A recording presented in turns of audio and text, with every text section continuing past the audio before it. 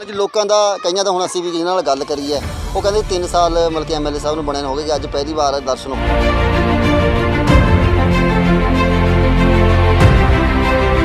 मूँह नहीं गल्लां पर साडी अपने वालों कोशिश है कि असी जो कर सकते हैं बतौर अपोजिशन के MLA असी वो कोशिश जारी रख। मलजा जी एक जड़ियाँ 119-20 के करीब शायद 150 के करीब भी मौतां जहरीली शराब नाल होईयां ते कांग्रेस के उपर दोष लग रहे हैं, अकाली दल वालों भी लग रहे हैं, आम आदमी पार्टी वालों लगने की लगता है कि सरकारां दीयां कमियां ने?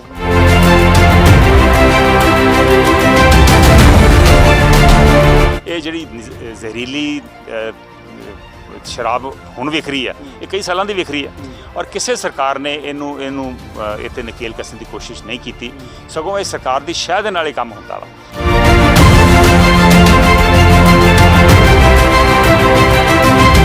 2022 ਦੇ ਵਿੱਚ ਕਿਵੇਂ ਲੱਗਦਾ ਕਿ ਕਿਹੜੀ ਪਾਰਟੀ ਅੱਗੇ ਆਏਗੀ? ਜਿਵੇਂ ਹੁਣ ਅਕਾਲੀ ਦਲ ਦੇ ਵੀ ਪਹਿਲਾਂ ਦੋਸ਼ ਲੱਗੇ ਨਸ਼ੇ ਦੇ ਤੇ ਕਾਂਗਰਸ ਦੇ ਵੀ ਹੁਣ ਲੱਗ ਗਏ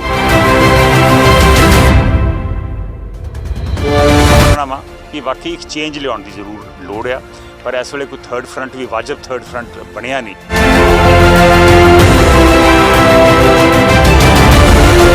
ਤੁਹਾਡਾ ਇੱਕ ਥਰਡ ਫਰੰਟ ਬਣਿਆ ਸੀ ਆਮ ਆਦਮੀ ਪਾਰਟੀ, ਉਹ ਤੋਂ ਬਾਅਦ ਖੈਰਾ ਫਰੰਟ ਵੀ ਇੱਕ ਬਣਿਆ ਕਿ ਤੁਹਾਡਾ ਫਿਰ ਅੱਗੇ ਰਣਨੀਤੀ ਕੀ ਹੈ 2022 ਦੇ ਵਿੱਚ ਇਲੈਕਸ਼ਨ ਦਾ?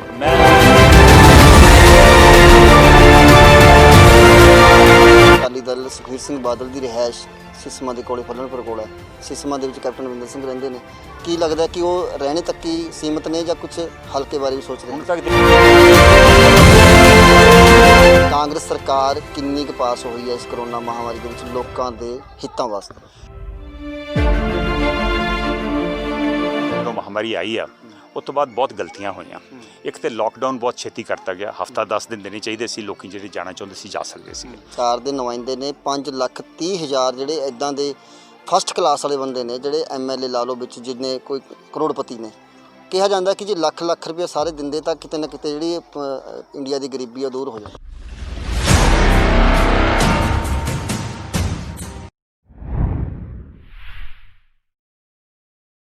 ਮੋਹਾਲੀ ਜ਼ਿਲ੍ਹੇ ਦੇ ਨਿਊ ਚੰਡੀਗੜ੍ਹ ਦੇ ਮੁੱਲਾਂਪੁਰ ਦੇ ਨੇੜੇ ਪਿੰਡ ਸਿਉਂਕ ਦੇ ਵਿੱਚ ਅੱਜ ਖਰੜ ਹਲਕੇ ਤੋਂ ਮੌਜੂਦਾ MLA ਕਮਰ ਸੰਧੂ ਜੀ ਪਹੁੰਚੇ ਨੇ ਤੇ ਉਹਨਾਂ ਦੀ ਟੀਮ ਕਾਫੀ ਲੰਬੇ ਸਮੇਂ ਤੇ ਉਹਨਾਂ ਵੱਲੋਂ ਇੱਕ ਮੁਹਿੰਮ ਤੋਰੀ ਹੋਈ ਹੈ ਜਿਹੜੇ ਲੋਕਾਂ ਨੂੰ ਕਈਆਂ ਨੂੰ ਰਾਸ਼ਨ ਜਿਹੜਾ ਇਹਦੇ ਵਿੱਚ ਕਰੋਨਾ ਵਾਇਰਸ ਦੀ ਮਹਾਮਾਰੀ ਦੇ ਵਿੱਚ ਉਹਨਾਂ ਲੋਕਾਂ ਨੂੰ ਦਿੱਤਾ ਗਿਆ ਜਿਹੜੇ ਜ਼ਰੂਰਤਮੰਦ ਨੇ। ਤੇ ਹੁਣ ਇੱਕ ਹੋਰ ਮੁਹਿੰਮ ਜਿਹੜੀ ਇਹਨਾਂ ਵੱਲੋਂ ਆਰੰਭੀ ਗਈ ਹੈ, ਜ਼ਰੂਰਤਮੰਦ ਲੋੜਵੰਦ ਜਿਹੜੀਆਂ ਔਰਤਾਂ ਨੇ ਉਹਨਾਂ ਨੂੰ ਉਹਨਾਂ ਦਾ ਬਣਦਾ ਸਮਾਨ ਦਿੱਤਾ ਜਾ ਰਿਹਾ ਹੈ। ਗੱਲਬਾਤ ਕਰਦੇ ਹਾਂ ਸਾਡੇ ਨਾਲ MLA ਕਮਰ ਸੰਧੂ ਜੀ ਨਾਲ।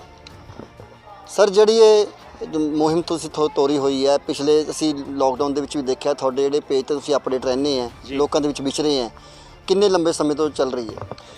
देखो साडी मैं ਜਦੋਂ ਤੋਂ MLA ਬਣਿਆ ਵਾਂ ਸਾਡੀ ਕੋਸ਼ਿਸ਼ ਹੁੰਦੀ ਹੈ ਲੋਕਾਂ ਤੱਕ ਪਹੁੰਚ ਕਰਨ ਦੀ। ਪਿੱਛੇ ਜੇ ਜਦੋਂ ਕਰੋਨਾ ਵਾਇਰਸ ਮਹਾਮਾਰੀ ਆਈ ਆ ਉਸ ਤੋਂ ਬਾਅਦ ਕੁਝ ਦਿਨ ਜਿਹੜੇ ਆ ਉਹ ਤੋਂ ਉਦੋਂ ਕੋਈ ਵੀ ਨਹੀਂ ਨਿਕਲ ਸਕਿਆ, ਕਰਫਿਊ ਲੱਗਾ ਸੀ, ਲੋਕਡਾਊਨ ਹੋਇਆ ਸੀਗਾ। ਫਿਰ ਉਸ ਤੋਂ ਬਾਅਦ ਅਸੀਂ ਵੇਖਿਆ ਕਿ ਬਹੁਤ ਜ਼ਿਆਦਾ ਲੋਕਾਂ ਨੂੰ ਰਾਸ਼ਨ ਦੀ ਲੋੜ ਸੀਗੀ।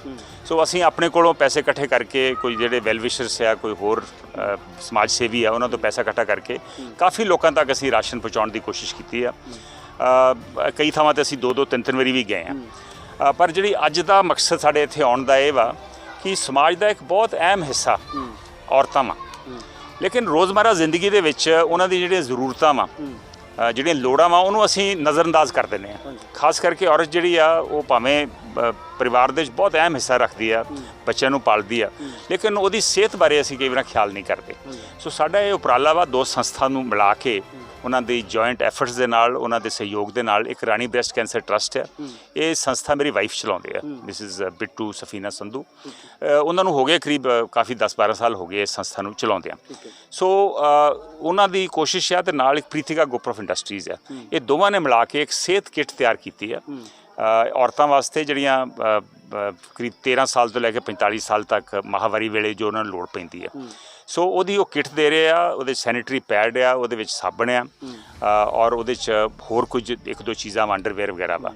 ਤੇ ਅਸੀਂ ਇਹ 3 ਮਹੀਨੇ ਦੀ ਮੁਹਿੰਮ ਆ। ਅੱਜ ਪਹਿਲਾ ਪੜਾਅ ਜਿਹੜਾ ਵਾ ਤੁਹਾਡੇ ਸਿਉਂਕ ਪਿੰਡ 'ਚ ਆ ਕੇ ਅਸੀਂ ਖਤਮ ਕਰਨ ਜਾ ਰਹੇ ਹਾਂ। ਅਸੀਂ ਕਰੀਬ 8-10 ਪਿੰਡਾਂ ਦੇ ਵਿੱਚ ਗਏ ਹਾਂ ਤੇ ਇਸ ਤੋਂ ਬਾਅਦ ਫਿਰ ਦੂਜਾ ਪੜਾਅ ਸ਼ੁਰੂ ਹੋਊਗਾ, ਫਿਰ ਤੀਜਾ ਪੜਾਅ ਸ਼ੁਰੂ ਹੋਊਗਾ। ਤੇ ਕਿੰਨੇ ਕੁ ਪਿੰਡ ਕਵਰ ਹੋ ਗਏ ਹੁਣ ਤੱਕ ਜਿਹੜਾ ਜਦੋਂ ਮੁਹਿੰਮ ਚਲਾਈ ਹੋਈ? ਅਸੀਂ ਕਰੀਬ 9-10 ਪਿੰਡ ਹੋ ਗਏ ਆ। ਹਰ ਪਿੰਡ ਦੇ ਵਿੱਚ ਕਿਤੇ 50 ਸੀਗੇ, ਕਿਤੇ 100 ਸੀ, ਕਿਤੇ 125 ਸੀਗਾ। ਸੋ ਟੋਟਲ 1000 ਕਿੱਟ ਵੰਡ ਰਹੇ ਆ। ਅਗਲੇ ਮਹੀਨੇ ਫਿਰ 1000 ਕਿੱਟ ਵੰਡ ਰਹੇ ਆ, ਤੀਜੇ ਮਹੀਨੇ ਫਿਰ 1000 ਕਿੱਟ ਵੰਡ ਰਹੇ ਆ। ਸੋ ਇਹ ਸਾਡੀ ਕੋਸ਼ਿਸ਼ ਆ ਔਰ ਇਹਦੇ ਤਹਿਤ ਅਸੀਂ ਔਰਤਾਂ ਨੂੰ, ਮੇਰੇ ਵਾਈਫ ਜਿਹੜੇ ਆ ਉਹ ਦੱਸਦੇ ਵੀ ਆ ਕਿ ਕੀ ਤੁਸੀਂ ਇਹਤਿਆਤ ਕੀ ਵਰਤਣਾ ਵਾ, ਔਰ ਮਹਾਮਾਰੀ ਕਰਕੇ ਲੋਕਾਂ ਨੂੰ ਅਸੀਂ ਜਾਗਰੂਕ ਵੀ ਕਰਦੇ ਹਾਂ ਵੀ ਕਿਵੇਂ ਸੋਸ਼ਲ ਡਿਸਟੈਂਸਿੰਗ, ਦੂਰ ਰਹਿਣਾ ਵਾ, ਬੈਠਣਾ ਵਾ। ਸੋ ਇਹ ਸਾਡੀ ਇੱਕ ਛੋਟਾ ਜਿਹਾ ਉਪਰਾਲਾ ਵਾ ਸਾਡੇ ਵੱਲੋਂ। ਤੇ ਸਰ ਇੱਕ ਤੁਸੀਂ ਜਿਹੜੇ ਫੀਲਡ 'ਚ ਘੁੰਮਦੇ ਹੋ, ਜਿਵੇਂ ਅਸੀਂ ਦੇਖਿਆ ਪਿਛਲੇ ਦਿਨ ਬਘਿੰਡੀ ਵੀ ਜਾ ਕੇ ਆਏ ਹੋ, ਜਾਂ ਜਿਹੜੇ ਜਿੰਨੇ ਕੰਢੀ ਏਰੀਆ ਨੇ ਜੀ, ਪਿਛਲੇ ਕਾਫੀ 70 ਸਾਲਾਂ ਤੋਂ ਅਸੀਂ ਜੇ ਤਕਰੀਬਨ ਲਾ ਲਈ ਆਜ਼ਾਦੀ ਨੂੰ ਮਿਲੇ ਹੋ ਗਏ, ਸਰਕਾਰਾਂ ਕਾਂਗਰਸ ਅਕਾਲੀ ਕਾਫੀ ਆਉਂਦੇ ਰਹੇ ਵਾਰੀ ਸਿਰ, ਤੇ ਕਿਵੇਂ ਲੱਗਦਾ ਕਿ ਵਿਕਾਸ ਕਿੰਨਾ ਕੁ ਹੋਇਆ ਉਹਨਾਂ ਦੀ ਸਰਕਾਰਾਂ? ਤੇ ਜੀ ਬਿਲਕੁਲ ਸਿਰਫ ਨਾਂ ਦਾ ਵਿਕਾਸ ਹੋਇਆ। ਮੈਨੂੰ ਇਹ ਕਹਿੰਦੇ ਬੜੀ ਸ਼ਰਮ ਆਉਂਦੀ ਆ ਵੀ 70 ਸਾਲ ਦੀ ਆਜ਼ਾਦੀ ਤੋਂ ਬਾਅਦ ਕੁਝ ਇਹੋ ਜਿਹੇ ਪਿੰਡ ਹੈਗੇ ਜਿਵੇਂ ਬਘਿੰਡੀ ਆ, ਕਸੌਲੀ ਆ, ਕਰੌਂਦੇ ਵਾਲਾ ਵਾ, ਦੂਜੇ ਪਾਸੇ ਮਸੌਲ ਆ, ਔਰ ਜੇ ਮਾਜਰੀ ਬਲਾਕ ਦੇ ਪਰਲੇ ਪਾਸੇ ਜਾਓ ਤੇ ਉੱਥੇ ਮਿਰਜ਼ਾਪੁਰ, ਤਾਰਾਪੁਰ ਕਾਲੋਨੀ, ਮੀਆਂਪੁਰ ਚੰਗਰ, ਇਹ ਪਿੰਡ ਬਹੁਤ ਪਿਛੜੇ ਹੋਏ ਆ। ਔਰ ਉੱਥੇ ਬੇਸਿਕ ਸਹੂਲਤਾਂ ਦੇ ਛੱਡੋ, ਜਦੋਂ ਬਾਰਿਸ਼ਾਂ ਹੁੰਦੀਆਂ ਵਾ ਉਹ ਪਿੰਡ ਜਿਹੜੇ ਆ ਕੱਟ ਆਫ ਹੀ ਹੋ ਜਾਂਦੇ ਆ। ਜਿਹੜੀ ਸੜਕ ਆ ਉਹ ਨਾ ਮਾਤਰ ਆ। ਉੱਥੇ ਬਹੁਤ ਥਾਵਾਂ 'ਤੇ ਪੁਲੀਆਂ ਦੀ ਲੋੜ ਆ। ਕੱਲ੍ਹ ਮੈਂ ਬਘਿੰਡੀ ਹੋ ਕੇ ਆਇਆ ਵਾਂ, ਕਿਉਂਕਿ ਜਦੋਂ ਪਹਿਲਾ ਇਜਲਾਸ ਹੋਇਆ ਸੀਗਾ 2017 'ਚ ਚੋਣਾਂ ਤੋਂ ਬਾਅਦ, ਉਦੋਂ ਮੈਂ ਕਿਹਾ ਸੀ ਵੀ ਉੱਥੇ 3-4 ਪੁਲੀਆਂ ਬਣਨ ਦੀ ਲੋੜ ਆ। ਮਨਜ਼ੂਰ ਹੋ ਗਈਆਂ ਪਰ ਹਾਲੀ ਤੱਕ ਨਹੀਂ ਬਣੀਆਂ। ਹਾਲੀ ਤੱਕ ਸਿਰਫ ਇੱਕ ਪੁਲੀ ਜਿਹੜੀ ਉਹ ਵੀ ਅਧੂਰੀ ਪਈ ਆ, ਤੇ ਬਾਕੀ ਤਾਂ ਹਾਲੀ ਕੰਮ ਹੀ ਨਹੀਂ ਸ਼ੁਰੂ ਹੋਇਆ। ਪਰਸੋਂ ਮੈਂ ਤਾਰਾਪੁਰ ਗਿਆ ਸੀ, ਔਰ ਤਾਰਾਪੁਰ ਵੀ ਬਿਲਕੁਲ ਇਹੋ ਹੀ ਹਾਲਤ ਹੈ। ਜਿਹੜੇ ਪੁਲੀਆਂ ਬਣਾਈਆਂ ਵੀ ਆ ਉਹ ਫਾਲਟੀ ਆ, ਗਲਤ ਪੁਲੀਆਂ ਬਣੀਆਂ ਵਾ। ਉਹਦੇ ਵਿੱਚ ਦਰਖਤ ਬੂਝੇ ਫਸ ਜਾਂਦੇ ਆ ਤੇ ਉਹ ਪਾਣੀ ਬਲਾਕ ਹੋ ਕੇ ਤੇ ਫਿਰ ਘਰਾਂ ਦੇ ਵਿੱਚ ਵੜਦਾ ਵਾ। ਸੋ ਮੇਰੀ ਕੋਸ਼ਿਸ਼ ਆ ਕਿ ਸਰਕਾਰ ਨੂੰ ਇਹਦੇ ਬਾਰੇ ਜਾਣੂ ਕਰਾਵਾਂ, ਕਿਉਂਕਿ ਹੁਣ ਤੱਕ ਐਵੇਂ ਕਾਗਜ਼ੀ ਕਾਰਵਾਈ ਜੀ ਹੁੰਦੀ ਰਹੀ ਆ। ਸੋ ਮੈਂ ਡਿਟੇਲ ਇਕੱਠੀਆਂ ਕਰਕੇ ਸਰਕਾਰ ਤੋਂ ਮੰਗ ਕਰਨ ਜਾ ਰਿਹਾ ਵਾਂ ਵੀ ਸਾਡੇ ਹਲਕੇ ਵਾਸਤੇ ਘੱਟੋ ਘੱਟ ਵੀ ਇੱਕ ਸੈਪਰੇਟਲੀ ਕਰੀਬ 100 ਕਰੋੜ ਦੀ ਗ੍ਰਾਂਟ ਦਿਓ। ਇੱਕ ਜਿਹੜਾ ਮਤਲਬ ਕਿ ਲੋਕਾਂ ਨੇ 2017 ਦੇ ਵਿੱਚ ਆਮ ਆਦਮੀ ਪਾਰਟੀ ਜਿਹੜੀ ਹਵਾ ਸੀ ਇੱਕ ਵਾਰੀ ਬਣੀ, ਉਹਦੇ ਵਿੱਚ ਤੁਹਾਨੂੰ ਵੀ ਲੋਕਾਂ ਨੇ ਇੱਕ ਵਜ਼ੀਰੀ ਦਾ ਫਤਵਾ ਦਿੱਤਾ ਜੀ, ਲੋਕਾਂ ਦੀ ਸੇਵਾ ਕਰਨ ਦਾ ਮੌਕਾ ਮਿਲਿਆ। ਕਿ ਹੁਣ ਜਿਹੜੀ ਸੇਵਾ ਦੇ ਵਿੱਚ ਕਈ ਲੋਕ ਕਾਫੀ ਮਤਲਬ ਕਿ ਅਸੀਂ ਦੇਖਿਆ ਕਿ ਹਾਂ ਸਾਡੇ ਐਮਐਲਏ ਸਾਹਿਬ ਨਹੀਂ ਆ ਰਹੇ, ਜਾਂ ਕਿ ਸਾਡੇ ਕੰਮ ਨਹੀਂ ਹੋ ਰਹੇ, ਕਿੱਥੇ ਕਮੀ ਰਹਿ ਗਈ? ਕਿ ਲੋਕਾਂ ਦੇ ਵਿੱਚ ਕਮੀ ਰਹੀ, ਸਰਕਾਰਾਂ ਦੇ ਵਿੱਚ ਕਮੀ ਹੈ, ਸਰਕਾਰ ਸਾਡੀ ਆਮ ਆਦਮੀ ਦੀ ਨਹੀਂ ਹੈ? ਦੇਖੋ, ਤੁਹਾਨੂੰ ਪਤਾ ਹੀ ਆ ਕਿ ਸਰਕਾਰ ਜਿਹੜੀ ਆ, ਜੇ ਤੇ ਜਿਹੜੇ ਪਾਰਟੀ ਤੋਂ ਐਮਐਲਏ ਆ ਉਹਦੀ ਆਪਣੀ ਸਰਕਾਰ ਹੋਵੇ ਫਿਰ ਤੇ ਕੰਮ ਹੋ ਜਾਂਦੇ ਆ। ਜੇ ਨਹੀਂ ਸਰਕਾਰ ਬਣਦੀ ਤੇ ਫਿਰ ਅਸੀਂ ਕੋਸ਼ਿਸ਼ ਹੀ ਕਰ ਸਕਦੇ ਹਾਂ। ਅਸੀਂ ਕੋਸ਼ਿਸ਼ ਸਾਡੀ ਜਾਰੀ ਆ। ਔਰ ਬਹੁਤ ਸਾਰੇ, ਮੈਂ ਦੱਸਿਆ, ਪੁਲੀਆਂ ਜਿਹੜੀਆਂ 3 ਸਾਲ ਪਹਿਲਾਂ ਬਣਨੀਆਂ ਸੀ ਹਾਲੇ ਤੱਕ ਨਹੀਂ ਬਣੀਆਂ। ਸੋ ਇਹ ਬੜੇ ਅਫਸੋਸ ਦੀ ਗੱਲ ਆ ਕਿ ਅਸੀਂ ਵਿਕਾਸ ਨੂੰ ਲਿੰਕ ਕੀਤਾ ਵਾ ਸਰਕਾਰ ਦੇ ਨਾਲ। ਇਹ ਇੱਕ ਨਾਰਮਲ ਪ੍ਰੋਸੈਸ ਹੈ ਜਿਹੜਾ ਹੋਣਾ ਚਾਹੀਦਾ ਵਾ। ਔਰ ਤੁਸੀਂ ਵੇਖ ਲਓ ਸਾਡੇ ਇਲਾਕੇ 'ਚ ਕਿੰਨੀ ਬੁਰੀ ਹਾਲਤ ਹੈ ਸੜਕਾਂ ਦੀ। ਬਾਕੀ ਜਿਹੜੇ ਲੋਕੀ ਕਹਿੰਦੇ ਆ ਵੀ ਐਮਐਲਏ ਪਹੁੰਚ ਨਹੀਂ ਰਹੇ ਉਹਨਾਂ ਤੱਕ, ਦੇਖੋ ਆਪਣਾ ਹਲਕਾ ਬਹੁਤ ਵੱਡਾ ਵਾ। ਇਸੇ ਆਲਮੋਸਟ 170-80 ਪਿੰਡ ਆ, 3 ਵੱਡੇ ਇਹਦੇ ਵਿੱਚ ਇੱਕ ਤਰੀਕੇ ਦੇ ਸ਼ਹਿਰੀ ਆ। ਸੋ ਹਰ ਸ਼ਖਸ ਨੂੰ ਮਿਲਣਾ ਤੇ ਮੁਮਕਿਨ ਨਹੀਂ। ਹੁਣ ਅੱਜ ਮੈਂ ਸਿਉਂਕ ਆਇਆ ਵਾਂ, ਅੱਜ ਹੁਣ ਸਾਰੇ ਪਿੰਡ ਦੇ ਵਿੱਚ ਕਈ ਲੋਕੀ ਉਹ ਕਹਿਣਗੇ ਜੀ ਤੁਸੀਂ ਤੇ ਆਏ ਨਹੀਂ ਸਿਉਂਕ ਦੇ ਵਿੱਚ। ਉਹ ਮਤਲਬ ਕਿ ਲੋਕਾਂ ਦਾ ਕਈਆਂ ਦਾ, ਹੁਣ ਅਸੀਂ ਵੀ ਜਿਹਨਾਂ ਨਾਲ ਗੱਲ ਕਰੀ ਹੈ ਉਹ ਕਹਿੰਦੇ 3 ਸਾਲ ਮਤਲਬ ਕਿ ਐਮਐਲਏ ਸਾਹਿਬ ਨੂੰ ਬਣੇ ਹੋ ਗਏ, ਕਿ ਅੱਜ ਪਹਿਲੀ ਵਾਰ ਦਰਸ਼ਨ ਹੋ ਰਹੇ ਆ, ਉਹ ਇਸ ਤਰ੍ਹਾਂ ਦੀ ਗੱਲ। ਦੇਖੋ ਇਹ ਤੇ ਅੱਜ ਵੀ ਸਾਰਿਆਂ ਦੇ ਦਰਸ਼ਨ ਤੇ ਹੋਏ ਨਹੀਂਗੇ। ਸੋ ਖੈਰ ਜਿੰਨੇ ਮੂੰਹ ਉਨੀਆਂ ਗੱਲਾਂ, ਪਰ ਸਾਡੀ ਆਪਣੇ ਵੱਲੋਂ ਕੋਸ਼ਿਸ਼ ਆ ਕਿ ਅਸੀਂ ਜੋ ਕਰ ਸਕਦੇ ਹਾਂ ਬਤੌਰ ਆਪੋਜੀਸ਼ਨ ਦੇ ਐਮਐਲਏ ਅਸੀਂ ਉਹ ਕੋਸ਼ਿਸ਼ ਜਾਰੀ ਰੱਖਾਂਗੇ। ਮਤਲਬ ਕਿ ਜਿੱਥੇ ਤੱਕ ਲੱਗਦਾ ਕਿ ਤੁਹਾਨੂੰ ਕਿ ਸਰਕਾਰ ਨਾ ਆਣੇ ਕਰਕੇ ਜਿਹੜੇ ਵਿਕਾਸ ਨੇ ਉਹ ਅਧੂਰੇ ਪਏ। ਬਿਲਕੁਲ ਜੀ ਹੋਏ ਆ। ਮੈਂ ਤੇ ਆਪਣਾ ਇੱਕ ਹਲਕੇ ਦਾ ਆਪਣੇ ਦਾ ਇੱਕ ਸੈਪਰੇਟ ਮੈਨੀਫੈਸਟੋ ਬਣਾਇਆ ਸੀਗਾ। ਉਹ ਮੈਨੀਫੈਸਟੋ ਦੇ ਜਿਹੜੇ ਕੰਮ ਆ ਉਹ ਕਰਨੇ ਤੇ ਸਰਕਾਰ ਨੇ ਹੀ ਆ। ਜੇ ਸਾਡੀ ਆਪਣੀ ਸਰਕਾਰ ਨਹੀਂ ਕੀਤੀ ਉਹ ਕੰਮ ਹੋ ਨਹੀਂ ਸਕਦੇ। ਔਰ ਹੁਣ ਮਹਾਮਾਰੀ ਕਰਕੇ ਵਿੱਤੀ ਹਾਲਤ ਅੱਗੇ ਪੰਜਾਬ ਸਰਕਾਰ ਦੀ ਬਹੁਤ ਮਾੜੀ ਸੀ, ਹੁਣ ਹੋਰ ਖਰਾਬ ਹੋ ਗਈ ਹੈ। ਅੱਛਾ, ਦੂਜਾ ਜੀ ਇੱਕ ਜਿਹੜੀਆਂ 119-20 ਦੇ ਕਰੀਬ, ਸ਼ਾਇਦ 150 ਦੇ ਕਰੀਬ ਵੀ ਮੌਤਾਂ ਜ਼ਹਿਰੀਲੀ ਸ਼ਰਾਬ ਨਾਲ ਹੋਈਆਂ, ਤੇ ਕਾਂਗਰਸ ਦੇ ਉੱਪਰ ਦੋਸ਼ ਲੱਗ ਰਹੇ ਨੇ, ਅਕਾਲੀ ਦਲ ਵੱਲੋਂ ਵੀ ਲੱਗ ਰਹੇ ਨੇ, ਆਮ ਆਦਮੀ ਪਾਰਟੀ ਵੱਲੋਂ ਲੱਗ। ਕੀ ਲੱਗਦਾ ਕਿ ਸਰਕਾਰਾਂ ਦੀਆਂ ਕਮੀਆਂ ਨੇ? ਸਰਕਾਰਾਂ ਦੀਆਂ ਕਮੀਆਂ ਲਗਾਤਾਰ ਪਿਛਲੇ ਕਰੀਬ 15-20 ਸਾਲਾਂ ਤੋਂ ਵੱਖਰੇ ਟਾਈਪ ਦੇ ਮਾਫੀਆ ਸਰਗਰਮ ਹੈ। ਸ਼ਰਾਬ ਦਾ ਮਾਫੀਆ, ਰੇਤਾ ਬਜਰੀ ਦਾ ਮਾਫੀਆ, ਟਰਾਂਸਪੋਰਟ ਦਾ ਮਾਫੀਆ। ਔਰ ਇਹ ਜੋ ਹੋਇਆ ਵਾ ਅੰਮ੍ਰਿਤਸਰ, ਗੁਰਦਾਸਪੁਰ, ਅੰਮ੍ਰਿਤਸਰ, ਬਟਾਲਾ ਤੇ ਤਰਨਤਾਰਨ ਦੇ ਵਿੱਚ, ਇਹ ਇਸੇ ਦਾ ਨਤੀਜਾ ਵਾ। ਇਹ ਜਿਹੜੀ ਜ਼ਹਿਰੀਲੀ ਸ਼ਰਾਬ ਹੁਣ ਵਿਖ ਰਹੀ ਆ, ਇਹ ਕਈ ਸਾਲਾਂ ਦੀ ਵਿਖ ਰਹੀ ਆ ਔਰ ਕਿਸੇ ਸਰਕਾਰ ਨੇ ਇਹਨੂੰ ਇੱਥੇ ਨਕੇਲ ਕੱਸਣ ਦੀ ਕੋਸ਼ਿਸ਼ ਨਹੀਂ ਕੀਤੀ, ਸਗੋਂ ਇਹ ਸਰਕਾਰ ਦੀ ਸ਼ਾਇਦ ਨਾਲ ਹੀ ਕੰਮ ਹੁੰਦਾ ਵਾ। ਮੇਰਾ ਆਪਣਾ ਮੰਨਣਾ ਵਾ ਕਿ ਜੇ ਵਾਕਈ ਮਾਫੀਆ ਦੇ ਲੱਖ ਤੋੜਨਾ ਵਾ, ਜਿੰਨੇ ਮਾਫੀਆ ਵਾ, ਤੇ ਫਿਰ ਇੱਕ ਪੰਜਾਬ ਦੇ ਵਿੱਚ ਬਦਲਾਵ ਆਉਣ ਦੀ ਲੋੜ ਆ, ਚੇਂਜ ਆਊਗੀ। ਜੇ ਇਹਨਾਂ ਸਰਕਾਰਾਂ ਤੇ ਆਪਾਂ ਡਿਪੈਂਡ ਕਰਾਂਗੇ ਤੇ ਫਿਰ ਇਹ ਚੇਂਜ ਨਹੀਂ ਆ ਸਕਦੀ, ਕਿਉਂਕਿ ਇਹਨਾਂ ਦੇ ਵੈਸਟਡ ਇੰਟਰਸਟ ਆ। ਹੁਣ ਸਾਡੇ ਆਪਣੇ ਹਲਕੇ ਦੇ ਵਿੱਚ ਤੁਸੀਂ ਵੇਖਿਆ ਵਾ ਵੀ ਇੱਥੇ ਕੋਈ ਮਨਜ਼ੂਰਸ਼ੁਦਾ ਖੱਡ ਹੈ ਨਹੀਂ, ਪਰ ਫਿਰ ਵੀ ਇਲੀਗਲ ਮਾਈਨਿੰਗ ਹੁੰਦੀ ਹੈ। ਤੁਹਾਡੇ ਵੱਲੋਂ ਵੀ ਕਾਫੀ ਲੰਬੇ ਸਮੇਂ ਤੋਂ ਮਾਈਨਿੰਗ ਦੇ ਖਿਲਾਫ ਜਿਹੜੀ ਮੁਹਿੰਮ ਚਲਾਈ ਹੋਈ ਸੀ, ਪਰ ਲੱਗ ਰਿਹਾ ਕਿ ਸਰਕਾਰਾਂ ਤੇ ਜਿਹੜਾ ਮਤਲਬ ਕਿ ਤੁਹਾਨੂੰ ਸਰਕਾਰਾਂ ਤੁਸੀਂ ਦੱਸਿਆ ਕਿ ਇਦਾਂ ਨਜਾਇਜ਼ ਮਾਈਨਿੰਗ ਹੋ ਰਹੀ ਹੈ, ਕਿਉਂ ਨਹੀਂ ਜੂਝ ਸਕਦੀ ਸਰਕਾਰਾਂ? ਨਹੀਂ ਸਕਦੀ, ਉਹ ਜਦੋਂ ਰੌਲਾ ਪਾਈ ਦਾ ਹਫਤਾ 10 ਦਿਨ ਬੰਦ ਹੋ ਜਾਂਦਾ, ਫਿਰ ਕੰਮ ਸ਼ੁਰੂ ਹੋ ਜਾਂਦਾ, ਰਾਤ ਬਰਾਤੇ ਕੰਮ ਹੁੰਦਾ ਵਾ। ਔਰ ਜਿਹੜੇ ਲੋਕੀ ਵਿਚਾਰੇ ਰੌਲਾ ਪਾਉਂਦੇ ਆ ਉਹਨਾਂ ਨੂੰ ਚੁੱਪ ਕਰਾਉਣ ਵਾਸਤੇ ਉਹਨਾਂ ਦੇ ਹਮਲੇ ਹੋਏ ਇੱਥੇ। ਸੋ ਇਹ ਤੇ ਜਿੰਨਾ ਚਿਰ ਤੱਕ ਸਰਕਾਰ ਨਹੀਂ ਚਾਹੁੰਦੀ ਉਹਨਾਂ ਚਿਰ ਤੱਕ, ਔਰ ਮੈਨੂੰ ਅਫਸੋਸ ਨਾਲ ਕਹਿਣਾ ਪੈਂਦਾ ਵਾ ਵੀ ਬਹੁਤ ਸਾਰੇ ਜਿਹੜੇ ਸਰਕਾਰੀ ਅਫਸਰ ਆ, ਸਰਕਾਰੀ ਜਿਹੜੇ ਨੁਮਾਇੰਦੇ ਆ, ਉਹਨਾਂ ਦਾ ਆਪਣੇ ਹੱਥ ਦੇ ਵਿੱਚ, ਜੇ ਉਹਨਾਂ ਦੀ ਸ਼ਾਇਦ ਨਾ ਹੋਵੇ ਤੇ ਕੰਮ 24 ਘੰਟੇ ਦੇ ਵਿੱਚ ਕੰਮ ਬੰਦ ਹੋ ਸਕਦਾ। ਔਰ ਇਹਦੇ ਵਾਸਤੇ ਮੈਂ ਇੱਕ ਮੰਗ ਕੀਤੀ ਆ ਕਿ ਜਿਹੜੇ ਹਲਕੇ ਦੇ ਵਿੱਚ ਕੋਈ ਮਨਜ਼ੂਰਸ਼ੁਦਾ ਖੱਡ ਹੈ ਨਹੀਂ, ਉੱਥੇ ਕ੍ਰਸ਼ਰ ਹੀ ਨਹੀਂ ਹੋਣੇ ਚਾਹੀਦੇ। ਜੇ ਕ੍ਰਸ਼ਰ ਹੋਣਗੇ ਤੇ ਫਿਰ ਉਹ ਲੋਕਲ ਮਾਈਨਿੰਗ ਕਰਨਗੇ, ਔਰ ਇਹੋ ਹੀ ਹੋ ਰਿਹਾ। ਤੇ ਦੂਜਾ ਕੀ ਲੱਗਦਾ ਕਿ ਸਰਕਾਰਾਂ ਜਿਹੜੀਆਂ ਹੁਣ ਜਿਵੇਂ ਮੌਤਾਂ ਹੋਈਆਂ ਨੇ ਉਹਨਾਂ ਨੂੰ ਨੌਕਰੀ ਵੀ ਦੇ ਰਹੀ ਹੈ, 5-5 ਲੱਖ ਰੁਪਏ ਵੀ ਦੇ ਰਹੀ ਹੈ, ਕਿ ਪਹਿਲਾਂ ਹੀ ਸਰਕਾਰਾਂ ਕਿਉਂ ਨਹੀਂ ਸੋਚਦੀਆਂ, ਜਿਵੇਂ ਹੁਣ ਪਕੜ ਰਹੇ ਨੇ ਭੱਠੀਆਂ ਪਕੜਦੇ, ਕਿਤੇ ਨਕਲੀ ਸ਼ਰਾਬ ਪਕੜਦੇ ਜੀ, ਪਹਿਲਾਂ ਜੇ ਇਦਾਂ ਦੀ ਹੋਈ ਚੱਲਦੀ ਕਿ ਲੋਕਾਂ ਦੀ ਜ਼ਿੰਦਗੀ ਬਚ ਸਕਦੀ ਸੀ? ਬਿਲਕੁਲ, ਹੁਣ ਜੋ ਮਰਜ਼ੀ ਕਰ ਲਓ, ਜਦੋਂ ਪਰਿਵਾਰ ਦਾ ਜੀ ਚਲਾ ਹੀ ਗਿਆ, ਤੁਸੀਂ ਉਹਨੂੰ ਲੱਖ ਰੁਪਈਆ ਦੇ ਦਿਓ ਜਾਂ 5 ਲੱਖ ਦੇ ਦਿਓ, ਕੋਈ ਬਹੁਤਾ ਮਾਇਨਾ ਨਹੀਂ ਰੱਖਦਾ। ਸਾਡੀ ਕੋਸ਼ਿਸ਼ ਇਹ ਕਰਨੀ ਚਾਹੀਦੀ ਵੀ ਪਹਿਲੋਂ ਕਾਰਵਾਈ ਕਰੀਏ ਅਸੀਂ। ਸੋ ਹੁਣ ਆਪਾਂ ਇਸ ਵੇਲੇ ਸਾਰੇ ਸ਼ਰਾਬ ਦੇ ਗੱਲ ਕਰ ਰਹੇ ਹਾਂ, ਤੇ ਜਿਹੜੇ ਬਾਕੀ ਮਾਫੀਆ ਵਾ ਉਹ ਫਿਰ ਸਰਗਰਮ ਆ। ਸੋ ਜਦੋਂ ਕੋਈ ਹਾਦਸਾ ਨਹੀਂ ਹੁੰਦਾ ਉਸ ਵੇਲੇ ਸਰਕਾਰ ਨੂੰ ਹਰਕਤ 'ਚ ਆਉਣਾ ਚਾਹੀਦਾ, ਇਹ ਨਹੀਂ ਵੀ ਹਾਦਸਾ ਹੋਣ ਤੋਂ ਬਾਅਦ ਤੁਸੀਂ ਹਰਕਤ 'ਚ ਆਓ। 2022 ਦੇ ਵਿੱਚ ਕਿਵੇਂ ਲੱਗਦਾ ਕਿ ਕਿਹੜੀ ਪਾਰਟੀ ਅੱਗੇ ਆਏਗੀ? ਜਿਵੇਂ ਹੁਣ ਅਕਾਲੀ ਦਲ ਦੇ ਵੀ ਪਹਿਲਾਂ ਦੋਸ਼ ਲੱਗੇ ਨਸ਼ੇ ਦੇ, ਤੇ ਕਾਂਗਰਸ ਦੇ ਵੀ ਹੁਣ ਲੱਗ ਗਏ। ਇਹ ਕਹਿਣਾ ਬਹੁਤ ਮੁਸ਼ਕਿਲ ਆ, ਹਾਲੀ ਆਲਮੋਸਟ ਪੌਣੇ 2 ਸਾਲ ਆ, 1.5 ਤੋਂ ਪੌਣੇ 2 ਸਾਲ ਹਾਲੀ ਹੈਗੇ। ਪੰਜਾਬ ਦੇ ਵਿੱਚ ਕਈ ਚੇਂਜਸ ਆਉਣਗੀਆਂ, ਕਈ ਬਦਲਾਅ ਆਉਣਗੇ। ਬਾਕੀ ਜੇ ਇਹ ਸਰਕਾਰ ਇਸੇ ਤਰ੍ਹਾਂ ਹੀ ਚੱਲਦੀ ਰਹੀ ਤੇ ਮੇਰਾ ਖਿਆਲ ਆ ਲੋਕੀ ਜਿਹੜੇ ਆ ਇਹਦੇ ਨਾਲ ਜਿਹੜੀ ਉਹਨਾਂ ਦੀ ਨਿਰਾਸ਼ਾ ਵਾ ਉਹਨੂੰ ਵੋਟਾਂ ਦੇ ਜ਼ਰੀਏ ਉਹਨੂੰ ਜ਼ਾਹਰ ਕਰਨਗੇ। ਮੇਰਾ ਆਪਣਾ ਮੰਨਣਾ ਵਾ ਕਿ ਵਾਕਈ ਇੱਕ ਚੇਂਜ ਲਿਆਉਣ ਦੀ ਜ਼ਰੂਰ ਲੋੜ ਆ, ਪਰ ਇਸ ਵੇਲੇ ਕੋਈ ਥਰਡ ਫਰੰਟ ਵੀ ਵਾਜਬ ਥਰਡ ਫਰੰਟ ਬਣਿਆ ਨਹੀਂ ਜਿਹੜਾ ਵਾਕਈ ਚੇਂਜ ਲਿਆ ਸਕਦਾ। ਦੇਖਦੇ ਹਾਂ, ਅਸੀਂ ਆਸ ਕਰ ਸਕਦੇ ਹਾਂ ਕਿ ਅਗਲੇ ਮਹੀਨਿਆਂ ਦੇ ਵਿੱਚ ਵਾਕਈ ਇੱਕ ਥਰਡ ਫਰੰਟ ਕਾਇਮ ਹੋਊਗਾ। ਜਿਹੜਾ ਤੁਹਾਡਾ ਇੱਕ ਥਰਡ ਫਰੰਟ ਬਣਿਆ ਸੀ ਆਮ ਆਦਮੀ ਪਾਰਟੀ, ਉਹ ਤੋਂ ਬਾਅਦ ਖੈਰਾ ਫਰੰਟ ਵੀ ਇੱਕ ਬਣਿਆ, ਕਿ ਤੁਹਾਡਾ ਫਿਰ ਅੱਗੇ ਰਣਨੀਤੀ ਕੀ ਹੈ 2022 ਦੇ ਵਿੱਚ ਇਲੈਕਸ਼ਨ ਲੜਨ? ਮੈਂ ਹਾਲੀ ਇਹਦੇ ਬਾਰੇ ਕੋਈ ਸੋਚਿਆ ਨਹੀਂ, ਪਰ ਥਰਡ ਫਰੰਟ ਇੱਕੋ ਹੀ ਹੋ ਸਕਦਾ। ਜਾਂ ਤੇ Aam Aadmi party third front ਹੋਊਗੀ ਜਾਂ ਇੱਕ ਥਰਡ ਫਰੰਟ ਹੋਊ ਜਿਹਦੇ ਸਾਰਿਆਂ ਨੂੰ ਰਲਣਾ ਪਊਗਾ। ਉਹਨੂੰ ਮੰਤਰੀ ਤਾਂ ਆਇਆ ਜੀ ਕਿ ਆਮ ਆਦਮੀ ਪਾਰਟੀ ਦੁਆਰੇ ਜੁਆਇਨ ਕਰਨ? ਨਹੀਂ, ਕੋਈ ਇਸ ਤਰ੍ਹਾਂ ਫਾਰਮਲ ਕੋਈ ਇਨਵੀਟੇਸ਼ਨ ਨਹੀਂ ਆਇਆ, ਗੱਲਬਾਤ ਹੁੰਦੀ ਰਹਿੰਦੀ ਆ, ਪਰ ਦੇਖਦੇ ਹਾਂ ਅਗਲੇ ਦਿਨਾਂ ਦੇ ਵਿੱਚ ਕੀ ਹੁੰਦਾ, ਕਿਉਂਕਿ ਉਹਨਾਂ ਨੇ ਢਾਂਚਾ ਆਮ ਆਦਮੀ ਪਾਰਟੀ ਨੇ ਭੰਗ ਕਰਤਾ ਵਾ। ਇਹ ਸਾਡੀ ਬੜੀ ਦੇਰ ਦੀ ਮੰਗ ਹੈ, ਜੇ ਕਿਤੇ ਅੱਜ ਤੋਂ ਸਾਲ ਪਹਿਲਾਂ ਕਰ ਜਾਂਦੇ ਤੇ ਰੌਲਾ ਹੀ ਨਹੀਂ ਸੀ ਪੈਣਾ। ਇਹਦੇ ਵਿੱਚ ਕਾਫੀ ਜਿਹੜੇ ਆਮ ਆਦਮੀ ਪਾਰਟੀ ਦੇ ਭਗਵੰਤ ਮਾਨ ਜੀ ਦੇ ਦੋਸ਼ ਲੱਗਦੇ ਨੇ ਕਿ ਛੋਟੇਪੁਰ ਨੂੰ ਹੋਇਆ, ਚਾਹੇ ਗਾਂਧੀ ਜੀ ਹੋਏ, ਧਰਮਵੀਰ ਗਾਂਧੀ ਹੋਏ, ਘੁੱਗੀ ਜੀ ਹੋਏ, ਤਾਂ ਉਹਨਾਂ ਨੂੰ ਕੱਢਣ ਦਾ ਕਿਤੇ ਭਗਵੰਤ ਮਾਨ ਦੇ ਦੋਸ਼ ਲੱਗਦਾ। ਕਿਵੇਂ ਲੱਗਦਾ, ਤੁਸੀਂ ਵਿੱਚ ਰਹੇ ਹੋ ਪਾਰਟੀ ਦੇ? ਨਹੀਂ, ਦੇਖੋ, ਆਪਾਂ ਕਿਸੇ ਦੇ ਉੱਤੇ ਜਿਹੜਾ ਸ਼ਖਸ ਇੱਥੇ ਹੈ ਨਹੀਂ ਉਹਦੇ ਬਾਰੇ ਗੱਲ ਕਰਨੀ ਸਹੀ ਨਹੀਂ ਹੈ, ਪਰ ਕੁਝ ਨਾ ਕੁਝ ਨੁਕਸ ਤੇ ਪਿਆ ਹੀ ਹੈ ਨਾ ਵੀ ਜਿਹੜੇ ਬਹੁਤ ਸਾਰੇ ਜਿਹੜੇ ਸਿਰਕੱਢ ਆਗੂ ਸੀਗੇ ਉਹ ਪਾਰਟੀ ਤੋਂ ਦੂਰ ਹੋ ਗਏ, ਜਾਂ ਪਾਰਟੀ ਨੇ ਕੱਢਤਾ ਜਾਂ ਆਪਣੇ ਆਪ ਹੀ ਦੂਰ ਹੋ ਗਏ। ਸੋ ਮੇਰਾ ਖਿਆਲ ਸਾਨੂੰ ਚਿੰਤਨ ਕਰਨ ਦੀ ਲੋੜ ਹੈ ਪਾਰਟੀ ਨੂੰ, ਕਿ ਜਿਹੜੇ ਵੀ ਪਾਰਟੀ ਦੀ ਜਿਹੜੀ ਆਈਡੀਓਲੋਜੀ ਹੈ, ਸੋਚ ਆ, ਉਹਦੇ ਪ੍ਰਤੀ ਜੁੜੇ ਆ ਜਾਂ ਉਹਦੇ ਨਾਲ ਹਮਦਰਦੀ ਰੱਖਦੇ ਆ, ਉਹਨਾਂ ਸਾਰਿਆਂ ਨੂੰ ਇੱਕ ਪਲੇਟਫਾਰਮ ਤੇ ਲਈਏ, ਔਰ ਹੋਰ ਵੀ ਲੋਕੀ ਜਿਹੜੇ ਇੱਕ ਬਦਲਾਵ ਚਾਹੁੰਦੇ ਆ ਉਹ ਸਾਰਿਆਂ ਨੂੰ ਇਕੱਠੇ ਲੈ ਕੇ ਆਪਾਂ ਅੱਗੇ ਕੋਈ ਰਣਨੀਤੀ ਬਣਾਈਏ। ਇੱਕ ਖਰੜ ਹਲਕੇ ਵਿੱਚ ਜਿਵੇਂ ਕਾਂਗਰਸ ਦੇ ਹੁਣ ਜਗਮੋਹਨ ਸਿੰਘ ਜੀ ਜਿਹੜੇ ਕੈਬਨਿਟ ਮੰਤਰੀ ਸਾਹਿਬ ਕੈਬਨਿਟ ਮੰਤਰੀ ਨੇ, ਲੋਕ ਉਹਨਾਂ ਤੋਂ ਵੀ ਕਿਤੇ ਨਾ ਕਿਤੇ ਅਸੀਂ ਦੇਖਿਆ ਕਿ ਨਿਰਾਸ਼ ਲੱਗ ਰਹੇ ਨੇ, ਤੇ ਤੁਹਾਡੇ ਤੇ ਜਿਹੜੇ ਮਤਲਬ ਕਿ ਸਰਕਾਰ ਨਾ ਹੋਣ ਕਰਕੇ ਜਦੋਂ ਉੱਪਰ ਸਰਕਾਰ ਸੂਬਾ ਸਰਕਾਰ ਨਹੀਂ ਹੈ ਕਿ ਨਹੀਂ ਕੰਮ ਹੋ ਰਹੇ, ਪਰ ਸਮੋਣੀ ਅਕਾਲੀ ਦਲ ਲੱਗ ਰਿਹਾ ਕਿ ਅੱਗੇ ਵਧ ਰਿਹਾ ਖਰੜ ਹਲਕੇ 'ਚ? ਨਹੀਂ, ਹਾਲੀ ਤਾਂ ਕੋਈ ਵੀ ਨਹੀਂ ਵਧ ਰਿਹਾ। ਇਹ ਸਾਰੀ ਕਾਰਵਾਈ ਹਾਲੀ ਮਾੜੀ ਮੋਟੀ ਕਾਰਵਾਈ ਪਾ ਰਹੇ ਸਾਰੇ, ਪਰ ਮੇਰਾ ਖਿਆਲ ਹੈ ਕਿ ਇਸ ਹਲਕੇ ਵਾਸਤੇ ਇੱਕ ਪ੍ਰੋਪਰ ਬਲੂਪ੍ਰਿੰਟ ਤਿਆਰ ਕਰਨਾ ਪੈਣਾ, ਜਿਹੜਾ ਹੁਣ ਤੱਕ ਨਹੀਂ ਹੋਇਆ।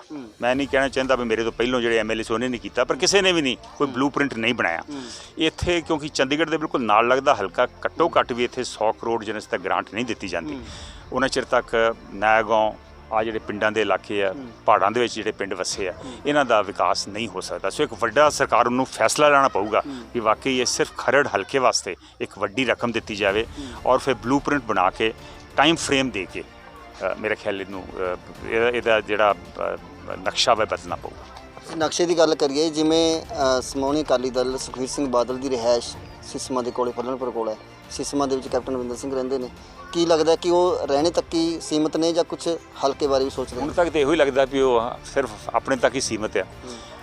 ਹੁਣ ਜਦੋਂ ਮੈਂ ਪੱਲੋਂਪੁਰ ਲੰਘਦਾ ਵਾਂ ਉਹ ਪੀਣ ਦੇ ਪਾਣੀ ਦੀ ਸਮੱਸਿਆ ਦੱਸਦੇ ਆ। ਮੇਰਾ ਖਿਆਲ ਹੈ ਵੀ ਜਦੋਂ ਉੱਥੇ ਪਲਨ ਰਿਜ਼ੋਰਟ ਬਣਿਆ ਸੀ ਉਦੋਂ ਪਹਿਲਾਂ ਲੋਕਾਂ ਦੇ ਮਸਲੇ ਹੱਲ ਕਰਨੇ ਚਾਹੀਦੇ ਸੀ। ਫਿਰ ਲੋਕ ਉੱਥੋਂ ਤੇ ਕਹਿੰਦੇ ਕਿ ਸਾਨੂੰ ਤਾਂ ਅੰਦਰ ਵੜਨ ਨਹੀਂ ਦਿੰਦੇ, ਕਿ ਉੱਥੇ ਜਿਹੜੇ ਸੁਖਬੀਰ ਬਾਦਲ ਜੀ ਦੇ ਜਾਂ ਕੈਪਟਨ ਅਮਰਿੰਦਰ ਸਿੰਘ ਅੰਦਰ ਵੜਨ ਨਹੀਂ ਦਿੰਦੇ ਜਿਹੜੇ ਉੱਥੇ ਦੇ ਕਰਨ। ਚਲੋ ਉਹ ਹੋਰ ਗੱਲ ਹੈ, ਚਲੋ ਉਹ ਤੇ ਇੱਕ ਵੱਡਾ ਰਿਜ਼ੋਰਟ ਆ ਉੱਥੇ, ਤੇ ਆਫਟਰ ਆਲ ਜਿਹੜਾ ਕੋਈ ਬੰਦਾ ਅਫੋਰਡ ਕਰ ਸਕਦਾ ਉਹੀ ਜਾਊਗਾ ਉੱਥੇ। ਲੇਕਿਨ ਉਸ ਗੱਲ ਨੂੰ ਛੱਡ ਦਿਓ ਵੀ ਅੰਦਰ ਵੜਨ ਦਿੰਦੇ ਕਿ ਨਹੀਂ ਦਿੰਦੇ। ਪਰ ਜਿਹੜਾ ਪਿੰਡ ਦੇ ਵਿੱਚ ਜਿੱਥੇ ਰਿਜ਼ੋਰਟ ਬਣਿਆ ਵਾ ਉਹ ਪਿੰਡ ਦਾ ਵਿਕਾਸ ਜਿਹੜਾ ਉਹਦੇ ਹੋਣਾ ਚਾਹੀਦਾ ਨਾ। ਇਹ ਰਿਜ਼ੋਰਟ ਦਾ ਕੁਝ ਹਿੱਸਾ ਜਿਹੜਾ ਵਾ 2% 5% ਜੋ ਵੀ ਉਹਦਾ ਫਾਇਦਾ ਹੁੰਦਾ ਉਹ ਪਿੰਡ ਦੇ ਉੱਤੇ ਖਰਚ ਹੋਣਾ ਚਾਹੀਦਾ। ਜਿੱਥੇ ਇਹ ਰਿਜ਼ੋਰਟ ਵਸਿਆ ਵਾ ਵਾਕਈ ਪਿੰਡ ਦੇ ਲੋਕਾਂ ਨੂੰ ਲੱਗਣਾ ਚਾਹੀਦਾ ਵਾ ਵੀ ਸਾਡਾ ਵੀ ਕੋਈ ਫਾਇਦਾ ਹੋਵੇ।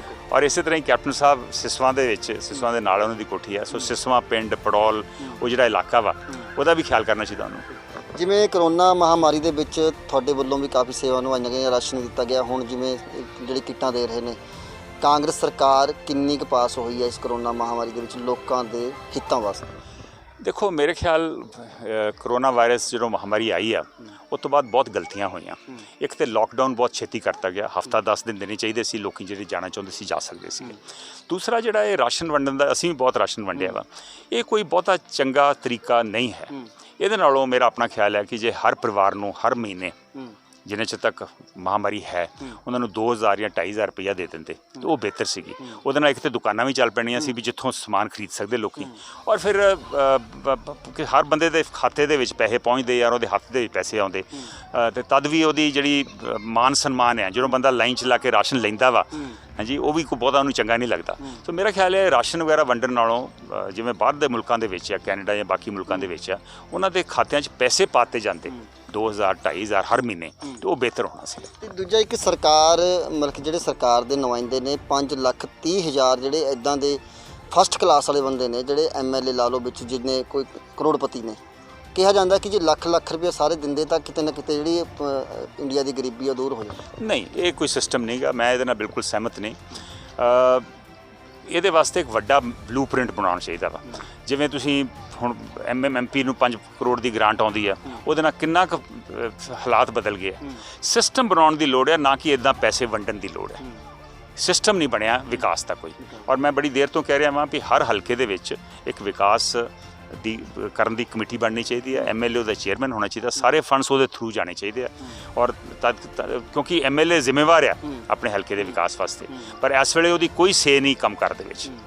ਤੇ 2022 ਦੇ ਵਿੱਚ ਕੀ ਲੱਗਦਾ ਕਿ ਇਦਾਂ ਦਾ ਬਲੂਪ੍ਰਿੰਟ ਕੋਈ ਤਿਆਰ ਹੋਏਗਾ ਜਿਹੜਾ ਲੋਕਾਂ ਦੇ ਭਲੇ ਵਾਸਤੇ ਕੋਈ ਬਣੇ, ਜਿਹੜਾ ਇਲਾਕੇ ਦਾ ਵਿਕਾਸ? ਡਿਪੈਂਡ ਕਰਦਾ ਵਾ ਵੀ ਸਰਕਾਰ ਕਿਹਦੀ ਬਣਦੀ ਹੈ। ਜੇ ਸਰਕਾਰ ਇਹੋ ਜਿਹੀ ਜਿਹਦੀ ਉਸ ਪਾਰਟੀ ਦੀ ਬਣੇ ਜਿਹਦੇ ਕੋਲ ਬਲੂਪ੍ਰਿੰਟ ਪੰਜਾਬ ਦਾ ਕਾਇਆਕਲਪ ਕਰਨ ਦਾ ਬਲੂਪ੍ਰਿੰਟ ਹੈ ਜਿਹਦੇ ਕੋਲ, ਤੇ ਫਿਰ ਤੇ ਫਰਕ ਪਊਗਾ। ਨਹੀਂ ਤੇ ਫਿਰ ਇਸੇ ਤਰ੍ਹਾਂ ਹੀ ਚੱਲਦਾ ਰਹੂਗਾ। ਆਪਾਂ ਵੇਖਿਆ ਹੀ ਆ ਵੀ ਆ ਚੰਡੀਗੜ੍ਹ ਤੋਂ ਸਭ ਤੋਂ ਨੇੜੇ ਹਲਕਾ ਵਾ ਖਰੜ ਹਲਕਾ, ਔਰ ਵੇਖ ਲਓ ਪਿੰਡਾਂ ਦਾ ਕਿੰਨਾ ਵਿਕਾਸ ਦੇ ਨਾਮ ਤੋਂ ਲੱਗ ਰਿਹਾ ਕਿ ਸਭ ਤੋਂ ਪਿੱਛੇ ਇਹ ਇਲਾਕਾ ਹੈ। ਸਭ ਤੋਂ ਪਿੱਛੇ ਇਸੇ ਕਰਕੇ ਮੈਂ ਇਸ ਹਲਕੇ ਵਾਸਤੇ ਇੱਕ ਸੈਪਰੇਟ ਗ੍ਰਾਂਟ ਦੀ ਮੰਗ ਕਰਦਾ ਵੀ 100 ਕਰੋੜ ਦੀ ਸਿਰਫ ਖਰੜ ਹਲਕੇ ਵਾਸਤੇ ਗ੍ਰਾਂਟ, ਔਰ ਹੋਰ ਵੀ ਜਿਹੜੇ ਇਹੋ ਜਿਹੇ ਹਲਕੇ ਆ, ਹੋ ਸਕਦਾ ਹੋਰ ਵੀ ਕੰਢੀ ਏਰੀਆ ਦੇ ਕੋਈ ਹਲਕੇ ਹੋਣ ਜਿੱਥੇ ਜਿਹੜੇ ਬੜੇ ਪਿਛੜੇ ਹੋਏ ਆ, ਉਹਨਾਂ ਵਾਸਤੇ ਇੱਕ ਸਪੈਸ਼ਲ ਗ੍ਰਾਂਟ ਸਰਕਾਰ ਨੂੰ ਦੇਣੀ ਚਾਹੀਦੀ। ਤੇ ਜਿਹੜੇ ਪਿੰਡ 'ਚ ਅਸੀਂ ਅੱਜ ਖੜੇ ਆ ਉੱਥੇ 70 ਸਾਲ ਦੇ ਕਰੀਬ ਆਜ਼ਾਦੀ ਨੂੰ ਹੋ ਗਏ, ਪਰ ਸ਼ਮਸ਼ਾਨ ਘਾਟ ਨਹੀਂ ਹਜੇ ਤੱਕ ਬਣੀ, ਨਾ ਕੋਈ ਗ੍ਰਾਂਟ ਜਾਰੀ ਹੋਈ ਹੈ। ਕਿੱਥੇ ਲੱਗਦਾ ਕਿ ਸਰਕਾਰਾਂ ਕਿਉਂ ਨਹੀਂ ਸੋਚਦੀਆਂ ਪਿੰਡ ਬਾਰੇ? ਗਲੀਆਂ ਨਾਲੀਆਂ ਤੱਕ ਸੀਮਤ ਅਜੇ ਤੱਕ? ਗਲੀਆਂ ਨਾਲੀਆਂ ਤੱਕ ਹੈ ਜੀ, ਕਿਉਂਕਿ ਇਹ ਤੁਹਾਨੂੰ ਦੱਸਿਆ ਨਾ ਵੀ ਇੱਕ ਜਿੰਨੇ ਚਿਰ ਤੱਕ ਪ੍ਰੋਪਰ ਕੋਈ ਬਲੂਪ੍ਰਿੰਟ ਨਹੀਂ ਬਣਦਾ ਵੀ ਏਰੀਆ ਦਾ ਵਿਕਾਸ ਕਿਵੇਂ ਹੋਣਾ ਵਾ, ਜਿਹੜੇ ਪਹਾੜੀ ਪਿੰਡ ਆ ਇਹਨਾਂ ਦਾ ਵਿਕਾਸ ਕਿਸ ਤਰ੍ਹਾਂ ਹੋਣਾ ਚਾਹੀਦਾ ਵਾ, ਕਿਸ ਤਰ੍ਹਾਂ ਦੀਆਂ ਸੜਕਾਂ ਉੱਥੇ ਬਣਨੀਆਂ ਚਾਹੀਦੀਆਂ ਵਾ। ਸੜਕਾਂ ਦੇ ਕੀ ਬਣੇ, ਉੱਥੇ ਪੁਲੀਆਂ ਨਹੀਂ ਬਣੀਆਂ ਹਾਲੇ ਤੱਕ, ਉਹ ਪਿੰਡ ਦੇ ਵਿਚਾਰੇ ਕੱਟ ਆਫ ਹੋ ਜਾਂਦੇ ਆ। ਸੋ ਮੇਰਾ ਖਿਆਲ ਇੱਕ ਬਹੁਤ ਸਿਸਟਮ ਦੇ ਨਾਲ ਇੱਕ ਨਵੀਂ ਸ਼ੁਰੂਆਤ ਕਰਨੀ ਪਊਗੀ, ਮੇਰਾ ਆਪਣਾ ਖਿਆਲ ਹੈ। ਸਾਡੇ ਨਾਲ MLA ਕਮਰ ਸੰਧੂ ਜੀ ਦੇ ਧਰਮ ਪਤਨੀ ਜਿਹੜੇ ਵੀਟੂ ਸਪੀਨਾ ਸੰਧੂ ਜੀ ਸਾਡੇ ਨਾਲ ਨੇ। ਮੈਡਮ, ਜਿਹੜਾ ਤੁਹਾਡੇ ਕੋਲ ਟਰਸਟ ਚਲਾਇਆ ਹੋਇਆ, ਕਿਵੇਂ ਦੀ ਲੋਕਾਂ ਦਾ ਰਿਸਪੌਂਸ ਮਿਲ ਰਿਹਾ ਜੀ ਲੋਕਾਂ ਦੇ ਵਾਸਤੇ, ਇੱਕ ਤੁਸੀਂ ਮਸੀਹਾ ਬਣ ਕੇ ਆਏ? ਇਹਦੇ 'ਚ ਇਸ ਤਰ੍ਹਾਂ ਹੈ ਜੀ, ਮੈਂ ਪਿਛਲੇ 2007 ਤੋਂ 13 ਸਾਲ ਹੋ ਗਏ ਸਾਨੂੰ, ਅਸੀਂ ਇੱਕ ਸੰਸਥਾ ਚਲਾ ਰਹੇ ਹਾਂ ਰਾਣੀ ਬ੍ਰੈਸਟ ਕੈਂਸਰ ਟਰਸਟ। ਔਰ ਜਿਹੜੀ ਇਹ ਰਾਣੀ ਬ੍ਰੈਸਟ ਕੈਂਸਰ ਟਰਸਟ ਹੈਗੀ ਹੈ, ਇਹ ਰਾਣੀ ਕੋਈ ਕਿਸੇ ਇੱਕ ਦਾ ਨਾਂ ਨਹੀਂ, ਰਾਣੀ ਮੇਰੇ ਵਾਸਤੇ ਸਾਰੀ ਔਰਤਾਂ ਰਾਣੀਆਂ ਨੇ, ਠੀਕ ਹੈ ਜੀ।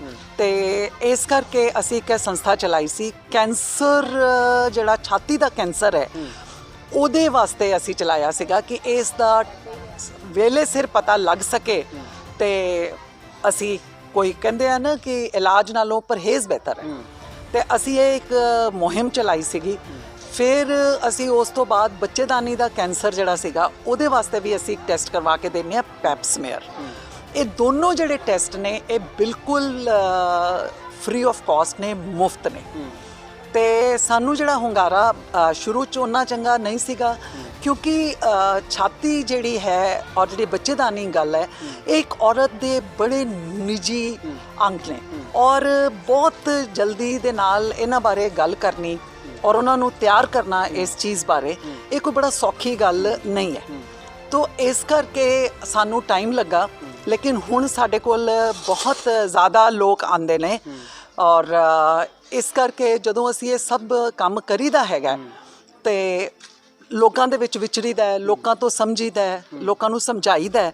ਕੁਝ ਲੋਕੀ ਸਮਝਦੇ ਆ, ਕੁਝ ਲੋਕੀ ਨਹੀਂ ਵੀ ਸਮਝਦੇ, ਤੇ ਸਾਡੀ ਕੋਸ਼ਿਸ਼ ਜਾਰੀ ਰਹਿੰਦੀ ਹੈ। ਤੁਹਾਡਾ ਟਰਸਟ ਕਿੱਥੇ ਕਿੱਥੇ ਕੰਮ ਕਰ ਰਿਹਾ? ਖਰੜ ਹਲਕੇ 'ਚ ਕਰ ਰਿਹਾ ਜਾਂ ਪੂਰੇ ਪੰਜਾਬ ਦੇ ਵਿੱਚ? ਇਸ ਤਰ੍ਹਾਂ ਹੁੰਦਾ ਹੈ ਜੀ, ਜਿਹੜਾ ਤੁਸੀਂ ਸੰਸਥਾ ਦਾ ਕੰਮ ਹੁੰਦਾ ਹੈ, ਇੱਕ ਚੈਰਿਟੀ ਦਾ ਕੰਮ ਹੁੰਦਾ ਹੈ, ਉਹ ਕਿਸੇ ਥਾਂ ਨਾਲ, ਕਿਸੇ ਮਜ਼ਹਬ ਨਾਲ ਨਹੀਂ ਜੁੜਿਆ ਹੁੰਦਾ। ਅਸੀਂ ਤੁਸੀਂ ਮੰਨੋਗੇ ਕਿ ਅਸੀਂ ਰਿਵਾੜੀ ਤੱਕ, ਬਠਿੰਡੇ ਤੱਕ, ਮਾਨਸਾ ਤੱਕ ਅਸੀਂ ਲੋਕ ਗਏ ਹਾਂ, ਔਰ ਮੇਰੀ ਸੰਸਥਾ 13 ਸਾਲ ਤੋਂ ਚੱਲ ਰਹੀ ਹੈ। ਤੇ ਖਰੜ ਹਲਕਾ ਦੇ ਜਿਹੜੇ ਐਮਐਲਏ ਆ, ਇਹ ਤਾਂ ਮੇਰੇ ਹਸਬੈਂਡ ਹਲੇ 3-4 ਸਾਲ ਪਹਿਲਾਂ 2017 ਚ ਬਣੇ ਆ, ਤੇ ਇਸ ਕਰਕੇ ਮੈਨੂੰ ਇਸ ਚੀਜ਼ ਦੇ ਨਾਲ ਕੋਈ ਉਹ ਨਹੀਂ ਗਾ। ਪਰ ਹਾਂਜੀ, ਹੁਣ ਮਤਲਬ ਮੈਂ ਨੇੜੇ ਦੇ ਪਿੰਡਾਂ ਜਾਂਦੀ ਹਾਂ, ਕਿਉਂਕਿ ਇੰਨਾ ਸਫ਼ਰ ਕਰਕੇ ਨਹੀਂ ਜਾਂਦਾ ਜਾਂਦਾ। ਸੋ ਮੇਰੇ ਚਿੱਤ 'ਚ ਇਹ ਨਹੀਂ ਕਦੀ ਹੁੰਦਾ। ਅਸੀਂ ਚੰਡੀਗੜ੍ਹ ਦੇ ਲੋਕਾਂ ਦੇ ਨਾਲ ਵੀ ਕੰਮ ਕਰੀਦਾ, ਹਰਿਆਣਾ 'ਚ ਵੀ ਕਰੀਦਾ, ਪੰਜਾਬ 'ਚ ਵੀ ਕਰੀਦਾ, Kurukshetra, Karnal, Ambala, Dev Samaj college, Kurukshetra university, lovely professional, Jalandhar university, ਅਸੀਂ ਹਰ ਥਾਂ ਤੇ ਜਾਂਦੇ ਹਾਂ ਜਿਹੜਾ ਸਾਨੂੰ ਸੱਦਦਾ ਹੈ। ਜਿਹੜੇ ਲੋਕ ਸਾਡੇ ਮਦਦ ਲਈ ਆਉਂਦੇ ਹੈ, ਸਾਡੀ ਮਦਦ ਚਾਹੁੰਦੇ ਹੈ, ਉਹਨਾਂ ਲਈ ਅਸੀਂ ਮਦਦ ਕਰੀਦੀ ਹੈ। ਇਹ ਨਮਰਤਾ ਹੈਗੀ ਹੈ। ਮੇਰੇ ਨਾਲ ਪੰਜਾਬ ਯੂਨੀਵਰਸਿਟੀ ਚੰਡੀਗੜ੍ਹ ਤੋਂ ਹੈ, ਔਰ ਇਹ 45 ਦਿਨਾਂ ਵਾਸਤੇ ਇਸ ਪ੍ਰੋਜੈਕਟ ਨਾਲ ਮੇਰੇ ਨਾਲ ਜੁੜੀ ਹੈ।